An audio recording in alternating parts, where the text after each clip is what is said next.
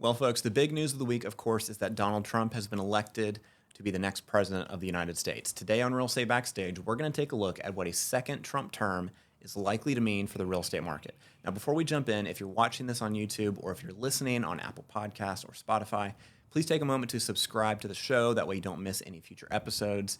And if you're interested in getting links to any of the articles that we're going to cover in today's show, you can find the show notes at realestatebackstage.com/episode 4. Well, it's official. Donald Trump was not only the 45th president of the United States, but he will be the 47th president as well. And this is only the second time in our nation's history that someone has been elected to a second non-consecutive term. The first was Grover Cleveland, who is our 22nd and 24th president. So we're going to start today by actually just looking at the actual results. If you're watching this on YouTube, I'm going to put the electoral map up on the screen so you guys can take a look at this with me. So it looks like Trump is going to win fairly decisively with about 50.7% of the popular vote compared to Kamala's 47.6%. And he will presumably end up with 312 electoral college votes compared to Kamala's 226. That's assuming Nevada and Arizona go the way that they are expected to go. Now, this electoral map is almost identical to the 2016 map. Really, the only difference is that Trump is expected to pick up Nevada this time as well, expanding that electoral coverage. What's most interesting to me is that over the last 3 election cycles, Trump has earned a higher percentage of the popular vote each time that he ran. So in 2016, he ended up with 45.9% of the popular vote. And then in 2020, he had 46.9%. And then this time around, it's looking like 50.7% based on the ballots that have been counted so far with the precincts that have reported. Now, the Republicans also took back control of the Senate, and they appear likely to retain control of the House as well. At the moment, the GOP has picked up 4 seats. I say at the moment because I'm recording this on Friday morning. The show won't come out until Monday. But as of right now, the GOP have picked up 4 seats in the upper chamber, giving them really a durable majority of 53 out of the 100 seats in the Senate. Over in the House, so far, Republicans have picked up 2 seats, and the majority of the races that have yet to be called for the House are leaning red. So it does look like they will retain control of the House as well. Now, you may be very happy with the results of the election, or you might be very unhappy with the results of the election. But no matter what happens, no matter what the market throws at us, whether it goes up or down, I firmly believe that there's still tremendous opportunity, even in your local real estate market, wherever you are in the country, if you're willing to work hard and take great care of your clients.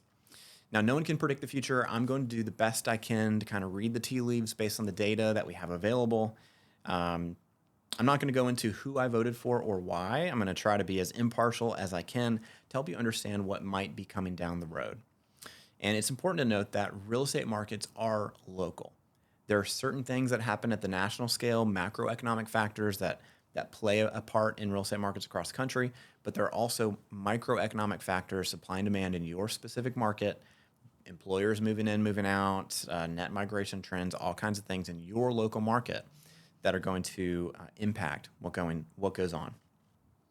All right, let's start by taking a look at how the financial markets reacted on Wednesday.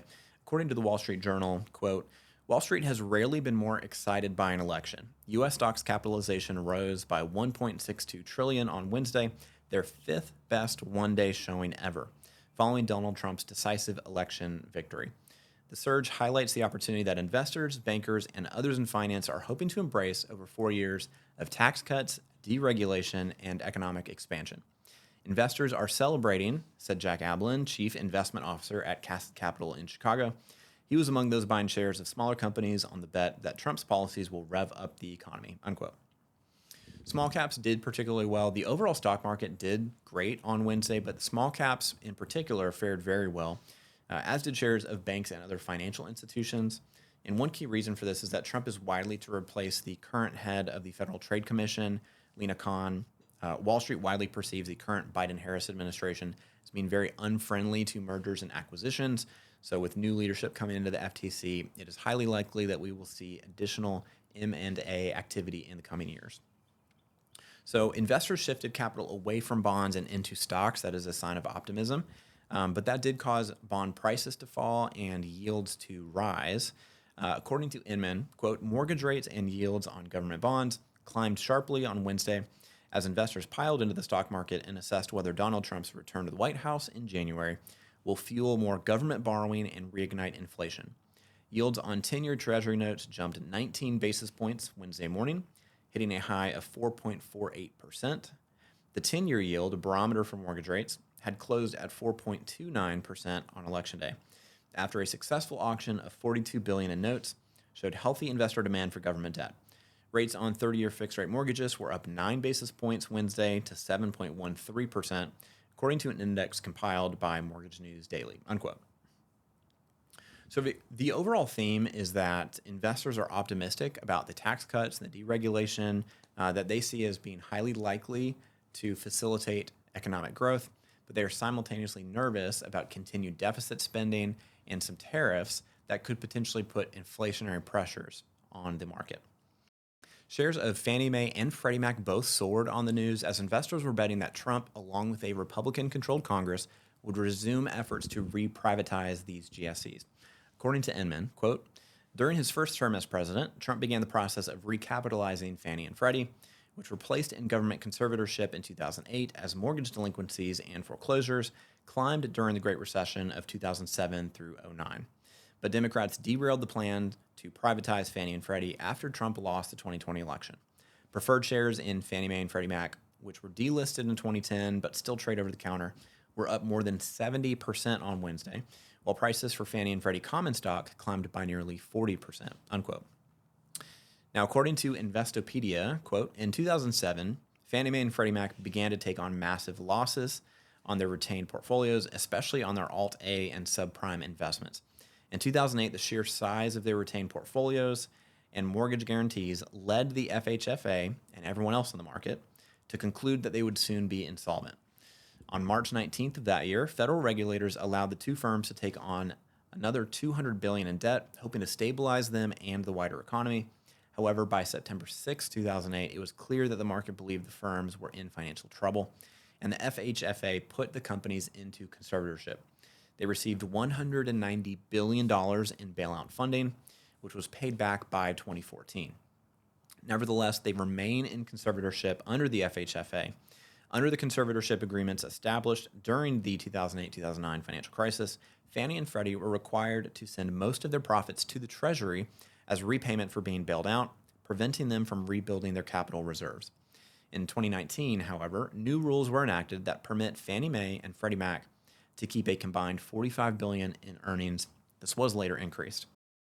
Through December 31st, 2019, Fannie Mae and Freddie Mac had repaid the Treasury a total of $301 billion in dividends during the conservatorship. Since then, each has been building its capital reserves.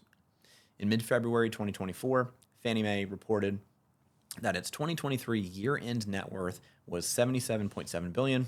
Freddie Mac, for its part, reported its net worth at $47.7 billion, unquote. So while both Fannie and Freddie have made progress, they are still nowhere near capitalized enough to weather another storm, a big downturn. They just don't have the liquidity to survive another big exogenous event that could hit the housing market like that.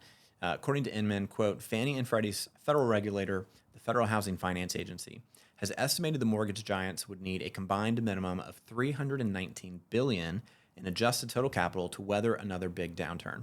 Fannie and Freddie's capital positions are improved from 2008, but are not robust enough to prevent a Treasury draw in the event of a large loss, according to their annual report to Congress in June, unquote. All right, let's shift gears a little bit and start talking about some of Trump's proposed policies. So we're going to start with deregulation. According to Realtor.com, quote, Trump has called for slashing regulations and permit requirements that home builders say add unnecessary costs to new homes. We will eliminate regulations that drive up housing costs with the goal of cutting the cost of a new home in half. We think we can do that. The regulations alone cost 30%. Regulations cost 30% of a new home, Trump claimed in a September speech at the Economic Club of New York. However, those figures appear to be dramatically overblown. The National Association of Home Builders, a long-standing industry critic of regulations, estimates the site work and related permit fees account for 7.4% of the average new home cost, unquote. So reducing the regulatory burden on home builders would help reduce the cost of bringing new inventory to the market. However, the impact likely would not be anywhere near as significant as what Trump has claimed. He thinks he can bring the cost of a new home down in half. He's saying regulations account for 30% of the cost when really it's much lower than that. And it's also worth noting that the vast majority of regulations that home builders have to deal with are local regulations at the city level or the county level, and not anything that the federal government is actually enforcing. Reducing federal regulations in general, I think, could be a really good thing for the economy. Overregulation makes it more difficult for new businesses to get off the ground. It makes it more difficult for existing businesses to thrive. Really, it's the older, bigger, more entrenched companies that benefit from overregulation because it makes it harder for newer, smaller companies to compete with them. So I think reducing regulation could really unleash some entrepreneurship and help some innovation and some economic growth to come to market. However, I think you've got to be careful and strategic about how you cut regulations. Oftentimes, regulations exist for a reason. There's a very specific problem that needed to be solved. So I think you've really got to take a scalpel rather than a sledgehammer to some of these regulations and really make sure that you are being strategic about what you're cutting and not just cutting for the sake of cutting. The proper amount of regulation is certainly not zero. There needs to be some regulation, although I do believe that the proper amount of regulation is probably somewhere below where they currently stand. All right, let's talk about using federal land for new housing. One of Trump's proposals to address the housing shortage was to sell federal lands to developers who promised to use a certain percentage of that land for affordable housing. So, quote unquote, affordable housing typically is when the housing payments don't exceed 30% of a household's gross income. This is an interesting proposal. I do appreciate that it addresses the supply side of the equation. The supply side, the lack of inventory really has been the primary driver of the housing shortage over the past decade or so, along with the Federal Reserve. We'll get into that later. Now, while the federal government does hold about 28% of the land, the vast majority of that is in the western part of the country, and much of it is not really usable or feasible currently to be used for that purpose. It's far away from where people tend to live. There's no utilities or infrastructure, so it would take a lot to make that federal land a viable candidate for a developer. If you're watching this on YouTube, I'm going to put a map on the screen that shows the location of all the federally managed lands in the United States. This is from the Geological Survey from the Department of the Interior. So you can see how much federal land there is in this country, but it's all over on the western. There's a lot of it in Alaska, but there's a lot of it over like in the Rocky Mountain area. According to Politico, quote, some 63% of Utah's land is federally owned, as are vast tracts of California, 45%, and Nevada, 80%. Quote, there is an enormous amount of federal land out there that is sitting empty or completely unutilized, and you could build a lot of affordable housing there if you're smart about it, unquote, said David Dworkin, president and CEO of the National Housing Conference, a coalition of housing groups. But, quote, you need to actually understand how markets work and work with for-profit developers and recognize that you're competing against all the other land opportunity out there. You have to make it worth it to housing developers who are making decisions based on data, unquote. Lots of federal land is unsuitable for residential construction, and the places where the government owns the most land, particularly in the West, are not always near areas with the biggest housing needs or often lack even basic infrastructure like roads or sewers. The topography of the land is also important, according to Jim Tobin, president and CEO of the National Association of Home Builders. Quote, how much earth moving is it going to take? On its face, it's a good idea, he said, but the housing shortage is too broad and deep an issue for it to be a panacea. The supply crisis is not confined to cities with older commercial buildings or a few hundred acres in the desert of Southern California, Tobin said, unquote. So both Trump and Harris had floated the idea of freeing up federal land to help address the housing shortage. And while it could make an impact in some very specific parts of the country, it is certainly not a cure-all for the national housing shortage that we are seeing. All right, let's look at some of Trump's proposed immigration policies. So Trump has repeatedly claimed that the spike in illegal immigration under the Biden-Harris administration is largely responsible for the surge in housing costs. According to Harvard University's Joint Center for Housing Studies, quote, the recent surge in immigration has sparked a policy conversation about the role of immigrants in the housing market, particularly when it comes to housing costs. This has taken on a particular urgency in the context of the ongoing affordability crisis, in which half of renters are cost burdened and many people are getting priced out of homeownership. The timing of the recent surge in immigration, however, does not line up with the high growth in both rents and home prices that happened at the start of the pandemic. Immigrants play a role in household growth, sometimes to a substantial degree, but housing demand during the pandemic has been primarily shaped by native-born household growth in a time of constrained housing supply. For example, foreign-born households accounted for 50% of household growth from 2010 to 2015, amid weak native-born household formation after the Great Recession. As native-born household formation increased leading up to the pandemic, foreign-born households accounted for 23% of household growth from 2015 to 2019. When rents and home prices spiked after the onset of the pandemic, immigrants were still not driving household growth. Foreign-born householders accounted for 25% of household growth from 2019 to 2023, amid a particularly strong native-born household growth.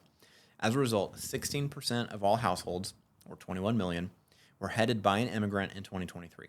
It should be noted that these numbers from the ACS include both documented and undocumented immigrants, unquote.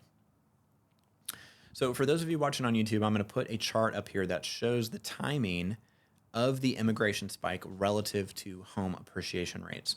So as you can see, the rate of home price growth jumped in 2020 and then again in 2021, and it began easing in 2022. However, the big spike in immigration numbers didn't start until 2022, and those jumped again in 2023, even as the rate of home price appreciation continued trending downward. This all goes back to supply and demand. The primary issue driving unaffordability is not that there is too much demand for housing, but that there isn't enough supply. According to an article published by Fannie Mae in 2022, quote, "The causes of the housing supply crisis are widely understood. After the Great Recession, new home construction dropped like a stone. Fewer new homes were built in the 10 years ended 2018 than in any decade since the 1960s. By 2019, a good estimate of the shortage of housing units for sale or rent was 3.8 million. The pandemic-induced materials and labor shortage exacerbated the trend, however, as evidenced by the surge in rent and home prices in 2021, unquote." So while of course it's true that both legal and illegal immigration, they provide additional demand for housing, it appears that Trump is overstating rather significantly how big of a variable illegal immigration is or has been on the upward pressure of home prices. If you look back at the market before COVID, inventory levels were slowly rising and the rate of home price appreciation was decelerating. And then in March of 2020, when the pandemic hit, the Fed responded rather aggressively and they cut rates, they reignited quantitative easing, and I believe that was the primary driver of the spike in home prices. According to the Brookings Institution, quote, "The Fed cut its target for the federal funds rate, the rate banks pay to borrow from each other overnight, by a total of 1.5 percentage points at its meetings on March 3rd and March 15th, 2020. These cuts lowered the funds rate to a range of 0 to 0.25%, essentially zero. The federal funds rate is a benchmark for other short-term rates and also affects longer-term rates, so this move was aimed at supporting spending by lowering the cost of borrowing for households and businesses. The Fed resumed purchasing massive amounts of debt securities, a key tool it employed during the Great Recession, responding to the acute dysfunction of the Treasury and mortgage-backed securities markets after the outbreak of COVID-19. The Fed's actions initially aimed to restore smooth functioning to these markets, which play a critical role in the flow of credit to the broader economy as benchmarks and sources of liquidity. On March 15, 2020, the Fed shifted the objective of QE to supporting the economy. It said that it would buy at least $500 billion in Treasury securities and $200 billion in government-guaranteed mortgage-backed securities over the coming months. On March 23, 2020, it made the purchases open-ended, saying it would buy securities in the amounts needed to support smooth market functioning and effective transmission of monetary policy to broader financial conditions, expanding the stated purpose of the bond buying to include bolstering the economy, unquote. So the average rate for a 30-year mortgage bottomed out in January of 2021 at 2.65%, and then it soared by October of that year to over 7%.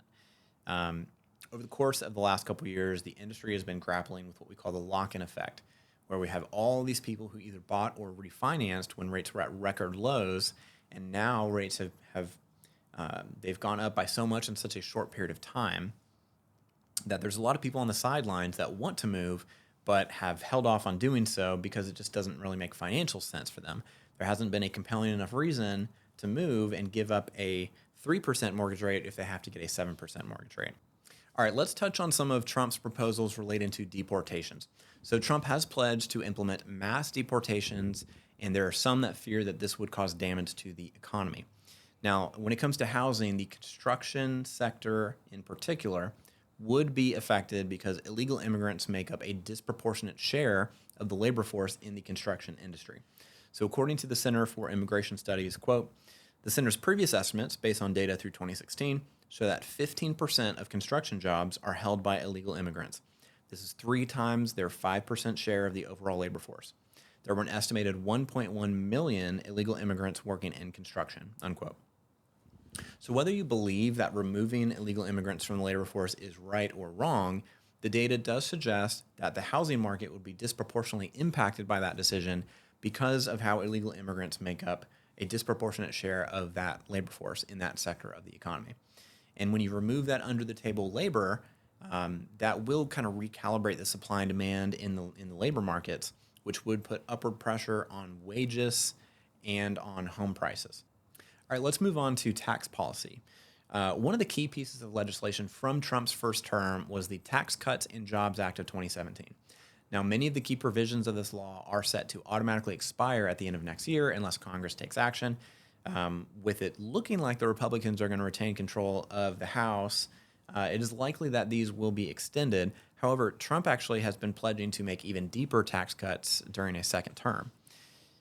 Depending on where you look, you'll find conflicting accounts about how the Trump tax cuts actually impacted both the economy and federal revenue. So, for example, according to the Center for American Progress, quote, if Congress were to permanently extend the expiring provisions, that would significantly increase the projected primary deficit and thus increase the upward pressure on the debt ratio by more than 50%. The fiscal gap measures the average amount of primary deficit reduction required to ensure the debt ratio at the end of any specified budget window is no larger than it was at the beginning of that budget window. Using the CBO's most recent projections from March 2024, the fiscal gap is 2.1% of GDP. In other words, primary deficits would have to be reduced by an average of 2.1 percentage points of GDP each year over the next 30 years for net debt in 2054 to equal its current level as a percentage of GDP. The fiscal gap can be thought of as the upward pressure on the ratio of debt to GDP. This amount of upward pressure will lead to debt net of financial assets to rise 80 percentage points of GDP over the next 30 years. Permanently extending the Trump tax cuts would increase the fiscal gap to 3.3% of GDP, a 54% increase in the fiscal gap, leading to an additional increase of 36 percentage points of GDP in the debt ratio and pushing debt above 200% of GDP. In other words, permanently extending the Trump tax cuts would make stabilizing debt as a percentage of GDP 54% harder, unquote. So this was an article published earlier this year based on an analysis report from the Congressional Budget Office titled Long-Term Budget Outlook under Alternative Scenarios for the Economy and the Budget. Now, alternatively, according to a joint statement from the House Budget Committee Chairman and the Ways and Means Committee Chairman, quote, while the Congressional Budget Office provides a valuable service to Congress, its track record in predicting the economic and fiscal outcome of the 2017 tax cuts is poor, to say the least. The truth is, the Trump tax cuts resulted in economic growth that was a full percentage point above the CBO's forecast, and federal revenues far outpaced the agency's predictions. In fact, under Trump's tax policies in 2022, tax revenues reached a record high of nearly $5 trillion, and revenues averaged $205 billion above the CBO predictions for the next 4 years following implementation of the law. Beyond what the Trump tax cuts did for economic growth and federal revenues, it provided major benefits to working families. The officially reported poverty level fell to its lowest rate in 50 years, and unemployment rates for minorities and those without a college degree hit all-time lows. Real median household income rose by $5,000, and wages went up by nearly 5%. Americans earning under $100,000 saw an average tax cut of 16%, And while the tax burden on low-income families went down, the top 1% saw their share of federal taxes go up, unquote. So the truth is, it can be incredibly difficult to accurately predict how a particular tax rate will impact economic growth and revenues. If you're familiar with the Laffer curve, this is a theory popularized by economist Art Laffer. Essentially, it shows the relationship between tax rates and tax revenue as a bell curve. On one end of the spectrum, we have a 0% tax rate that obviously results in zero tax revenue. But on the opposite end of the spectrum, we have a 100% tax rate that also results in zero tax revenue, because at a 100% tax rate, you've completely disincentivized production. Now, Art Laffer's theory is that somewhere in the middle on that bell curve, you have an optimal tax rate that will result in maximum revenue. If tax rates are too low, you can increase tax rates and subsequently collect more revenue, but at some point you start hitting diminishing returns. And as you pass that optimal rate, as tax rates become too high, raising the tax rate even further will actually result in a reduction of tax revenue, because you start to shrink the economic pie and you start to disincentivize production. Alternatively, if rates are too high, if you cut tax rates, you can actually increase tax revenue, because by cutting tax rates, you're letting businesses and consumers keep more of their money. They spend, they reinvest, they grow the economy, and now there's a bigger pie. So even if you have a lower tax rate, maybe a lower percentage of a bigger pie results in a bigger slice of pie. As far as the federal deficit goes, the deficit actually did grow each year under Trump's first term, 2017, 2018, 2019, and especially in 2020. This is true in both nominal terms, dollar amounts, and the deficit as a percentage of GDP. So even though Trump did preside over a steadily growing economy up until the COVID pandemic hit, he certainly didn't make any attempts to rein in government spending or to get the federal debt under control. All right, let's shift over to tariff policy. So there's been a lot of talk about tariffs lately. It's important to note that tariffs are traditionally imposed by Congress. However, over time, Congress has delegated some of its tariff authority to the executive branch, but specifically if they're to be used in response to some type of emergency or national security concern. And tariffs are essentially a tax paid by the importer of a foreign good. Just like any other tax, they do create upward pressure on prices, as companies typically pass these costs along to the consumers. So what has Trump actually said about his tariff plans for a second term? So according to Fortune, quote, Trump has proposed a 60% tariff on all Chinese imports and a universal 10% tariff on all imports from all countries, a practice unseen since World War II, unquote. So hypothetically, let's say that Trump did impose a 60% tariff across the board on all Chinese imports. This wouldn't necessarily result in a 60% increase in those products. The reason is, if faced with that tariff, the importer would look around and see what other options are available. Let's say hypothetically the next best option is a Vietnamese manufacturer who charges 3% higher than what the company in China charged. Now, in this situation, the importer is highly likely to start doing business with the Vietnamese company at a 3% higher rate rather than continuing to work with the Chinese manufacturer and having to pay the 60% tariff. So in that case, a 60% tariff on China really just forced the importer to start working with a manufacturer from a different company. And in this case, that would result in maybe a 3% increase in prices. So in that scenario, the tariff, it really just made it impossible for the Chinese manufacturer to compete with the Vietnamese manufacturer. My personal opinion is that tariffs should be used very carefully and very strategically in order to accomplish specific national security objectives. So just because we can get a product from another country for cheaper, maybe we should manufacture some or all of it here in the United States.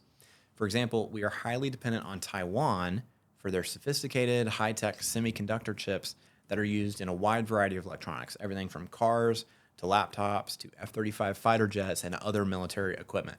We also get the majority of our pharmaceuticals imported from other countries. So if something like the COVID pandemic were to happen again and we're hit with a global supply chain issue, we could find ourselves in a very precarious situation of not being able to get access to certain products. So if Trump actually did impose all of the tariffs that he's talked about, the results very well could be inflationary. Americans could find themselves paying more for a wide variety of things. However, it's worth noting that Trump did utilize tariffs during his first term, and over that 4-year period, the inflation rate basically stayed around the Fed's 2% target the entire time. And his use of tariffs was a lot more restrained relative to what he had proposed prior to taking office the first time. So, for example, in January 2016, Trump said he would impose a 45% tariff on all Chinese imports, but that ultimately never became his policy during his presidency. Let's take a look at the tariffs that actually were imposed during Trump's first term in office. So, according to the Tax Foundation, quote, in March 2018, President Trump announced the administration would impose a 25% tariff on imported steel and a 10% tariff on imported aluminum. Several countries, however, have been excluded from the tariffs. In March 2018, President Trump announced about $50 billion worth of Chinese products to be subject to a new 25% tariff. In September 2018, the Trump administration imposed another round of Section 301 tariffs, 10% on $200 billion worth of goods from China. In May 2019, the 10% tariffs increased to 25%. In December 2019, the administration reached a Phase 1 trade deal with China and agreed to postpone indefinitely the Stage 4B tariffs of 15% on approximately $160 billion worth of goods that were scheduled to take effect December 15th, and to reduce the Stage 4A tariffs from 15% to 7.5% in January 2020, unquote. The Trump administration also put tariffs in place on specific products like solar panels and washing machines. And then the Biden administration chose to renew some of the Trump-era tariffs, and they chose to let some of the other ones expire. Now, in May of 2019, Donald Trump announced intentions to enact a 5% tariff across the board on all imports from Mexico. According to his tweet from May 30th, 2019, quote, on June 10th, the United States will impose a 5% tariff on all goods coming into our country from Mexico until such time as illegal migrants coming through Mexico and into our country stop. The tariff will gradually increase until the illegal immigration problem is remedied, unquote. However, just days before that tariff was scheduled to go into effect, Trump did announce that he had reached a deal with Mexico in which they agreed, according to Axios, to deploy 6,000 National Guard troops throughout their country to help stem the flow of migrants from countries in South America through Mexico and up into the United States. And they also agreed to house migrants seeking asylum in the United States, and this came to be known as the Remain in Mexico policy. So in this situation, Trump used the threat of a tariff to help negotiate a deal with Mexico to help address the illegal immigration issue at our southern border. All right, y'all, that's going to do it for the show today. I will see you back here next time for another behind-the-scenes look at the real estate industry on Real Estate Backstage.